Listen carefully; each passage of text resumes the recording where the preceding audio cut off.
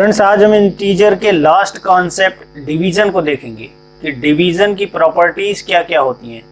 Properties of division of integer, ये integer का last concept है। इसके बाद हमारा नया चैप्टर स्टार्ट होगा। तो इस डिवीजन की प्रॉपर्टीज कौन कौन सी होती हैं, जैसे कि अभी हम पिछले वीडियोस में हम देख चुके हैं कि closure property, commutative, division of zero, associative, इस तरीके की कई प्रॉपर्टीज देख चुके हैं, जो कि मल्टीप्लाई, सब्ट्रैक्शन, एडिशन, इन सब की मतलब जो प्रॉपर्टीज थी इनमें, मल्टीप्लाई, सब्ट्रैक्शन, एडिशन में, तो उनको हम देख चुके हैं। आज हम डिवीजन के बारे में देखेंगे कि इनमें से कौन कौन सी प्रॉपर्टीज डिवीजन फॉलो करता है या कौन कौन सी प्रॉपर्टीज अनफॉलो होती हैं। तो सबसे पहले जो हमारी प्रॉपर्टी है वो है क्लोजर प्रॉपर्टी। क्लोजर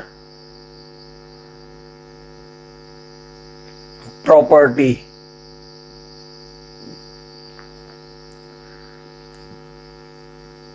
तो क्लोजर प्रॉपर्टी, जब हम एडिशन, सब्ट्रैक्शन और मल्टीप्लिकेशन देख रहे थे, तब हमने उसमें क्लोजर प्रॉपर्टी में ये देखा था कि अगर हम दो इंटीजर a एंड b हमारे पास हैं, तो जब हम इन दोनों का a और b का मल्टीप्लाई करें तो भी हमें यहाँ पे से मल्टीप्लाई करने के बाद क्या मिलता था, इंटीजर मिलता था। इसी तरीके से जब हम एडिशन करें, ऐड करें a और b को, तो भी हमें यहाँ पे इंटीजर ही मिलता था। और जब हम इन दोनों को सब्ट्रैक्ट करें यानी a माइनस b, तो भी हमें यहाँ पे इंटीजर ही मिलता था। तो एडिशन, सब्ट्रैक्शन और मल्टीप्लिकेशन को हम पिछली वीडियोस में हम लोग कवर कर चुके हैं। आज हम देखने वाले हैं कि a डिवाइडेड बाई b, यानी a को b से अगर हम डिवाइड करते हैं तो क्या ये इंटीजर मिलता है हमें। तो ये जो a डिवाइडेड बाई b है, ये अगर हम दो इंटीजर है हमारे पास a और b, और a को b से डिवाइड करेंगे तो जरूरी नहीं है कि हमें इंटीजर मिले। इंटीजर मिल भी सकता है और नहीं भी मिल सकता है। जैसे हमारे पास दो इंटीजर हैं, एग्जांपल लेते हैं, जैसे हमारे पास पहला इंटीजर 10 है, दूसरा इंटीजर 2 है। तो अब हम क्या करें, जब हम 10 को 2 से डिवाइड करेंगे तो 2 5 10, यानी 5 टाइम्स, लास्ट में हमारा आंसर क्या है, 5 एक इंटीजर है, तो यहाँ पे तो मिल गया। लेकिन अगर हम दूसरा एग्जांपल देखें, जैसे कि हमारे पास एग्जांपल में हम लेते हैं दो इंटीजर 5 एंड 2, तो इस कंडीशन में जब हम 5 को 2 से डिवाइड करेंगे तो ये डिवाइड ही नहीं होगा, तो यहाँ पे ये इंटीजर नहीं है।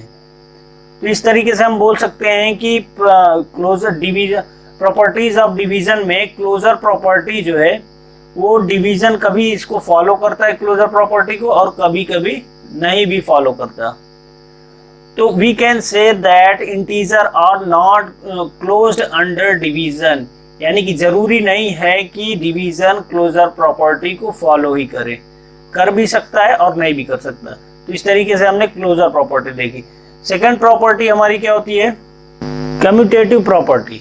कम्यूटेटिव प्रॉपर्टी में हम क्या करेंगे कि हम दो इंटीजर ले लेंगे a एंड b, दो इंटीजर लेते हैं, और इसके पहले हम इंटीजर उसमें देख चुके हैं कि a प्लस b करें या b प्लस a करें, ये जो है फॉलो करता था कम्यूटेटिव प्रॉपर्टी को। यानी 3 मान लिए दो इंटीजर है 3 एंड 2, तो 3 प्लस 2 करें या 2 प्लस 3 या 2 प्लस 3 करें, तो दोनों ही कंडीशन में क्या आएगा, 5, और इधर भी 5।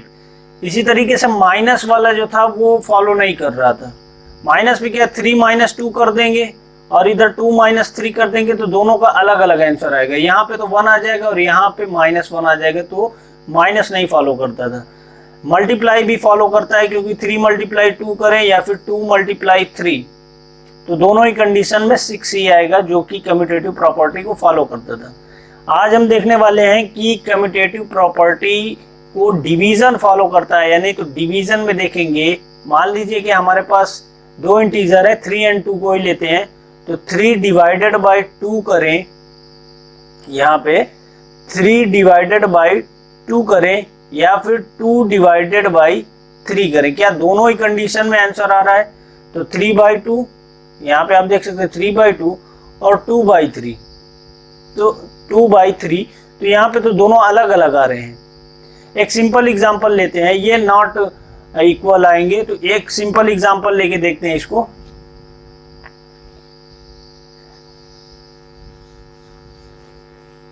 मान लीजिए कि हमारे पास एग्जांपल में हम लेते हैं दो इंटीजर 10 एंड 2। अब देखेंगे कि क्या ये डिवीजन जो है, इन दोनों का डिवीजन कम्यूटेटिव प्रॉपर्टी को फॉलो करता है। तो 10 डिवाइडेड बाई 2 करें, 10 डिवाइडेड बाई 2 करें, इक्वल आना चाहिए। अगर 2 डिवाइडेड बाई 10 भी करें तो भी, तो इसको हम क्या लिख सकते हैं 10/2, और इसको क्या लिख सकते हैं 2/10। तो यहाँ पे क्या आ जाएगा 2 1 2, 2 5 10, 2 1 2, 2 5 10। तो यहाँ पे ऊपर तो 5 आ रहा है न्यूमरेटर, और यहाँ पे क्या आ रहा है ये 1/5 आ रहा है। तो क्या ये इक्वल है? नहीं है इक्वल, इसलिए डिवीजन जो है कम्यूटेटिव प्रॉपर्टी को फॉलो नहीं करता। नेक्स्ट है हमारा division by zero. Division by zero में क्या होता है कि अगर हमारे पास कोई इंटीजर ए है, इसको अगर हम डिवाइड करें जीरो से, तो जीरो से डिवाइड करने पे क्या मिलेगा, ये मीनिंगलेस होगा, यानी कि नॉट डिफाइंड हो जाएगा। नॉट डिफाइंड क्यों? क्योंकि अगर हम जीरो से डिवाइड करेंगे तो हमें डिवाइड ही नहीं कर पाएंगे। ए डिवाइडेड बाई जीरो, जीरो की टेबल 1 बार पढ़े जीरो ही आएगा हमेशा, तो ये इनफाइनाइट हो जाएगा, यानी मीनिंगलेस हो जाएगा, नॉट डिफाइंड होगा। यही होता है डिवीजन बाय जीरो। तो जीरो से अगर हम किसी नंबर को डिवाइड करेंगे तो वो नॉट डिफाइंड होगा या फिर इनफाइनाइट होगा। डिवीजन नेक्स्ट है हमारा डिवीजन बाय 1। तो इसमें क्या होगा कि हमारे पास कोई इंटीजर a है, अगर हम इसको 1 से डिवाइड करें तो हमें सॉल्व करने पे क्या मिलेगा, हमें यही इंटीजर मिलेगा, यानी कि a मिलेगा। a/1 is equal to a ही फाइंड होगा। मान लीजिए एग्जांपल के थ्रू हम जो है 9 को डिवाइड करते हैं, 9 और 1 दो इंटीजर है, 9 को 1 से डिवाइड करना है, तो इसमें हमें मिलेगा क्या 1 से अगर किसी नंबर को डिवाइड करेंगे तो 9 ही आएगा, 1 से 9 को डिवाइड करेंगे तो 9 ही आएगा। तो इसी को बोलते हैं डिवीजन बाय 1। किसी भी इंटीजर को अगर हम 1 से डिवाइड करेंगे तो हमारा आंसर जो होगा वो वही इंटीजर होगा। तो ये हमारा 9 हो गया, डिवीजन बाय 1 देख लिया हमने। नेक्स्ट हमारा एसोसिएटिव प्रॉपर्टी ऑफ डिवीजन। तो एसोसिएटिव प्रॉपर्टी हम एडिशन, सब्ट्रैक्शन और मल्टीप्लिकेशन का देख चुके हैं, जिसमें एडिशन और मल्टीप्लिकेशन तो एसोसिएटिव प्रॉपर्टी को फॉलो करते हैं, लेकिन सब्ट्रैक्शन एसोसिएटिव प्रॉपर्टी को नहीं फॉलो करता। जैसे हम एडिशन में देखा था a प्लस बी प्लस सी करें बराबर होता था a प्लस बी को ब्रैकेट में करते प्लस सी को बाहर करते, या फिर a प्लस सी को ब्रैकेट में करें b को बाहर करें। इसी तरीके से मल्टीप्लिकेशन में a multiply b multiply c करें, या फिर a मल्टीप्लाई b ब्रैकेट में कर दें और c को बाहर कर दें, इस तरीके से होता था। तो क्या डिवीजन इस प्रॉपर्टी को फॉलो करेगा? तो इसको डिवीजन के टर्म में देख लेते हैं।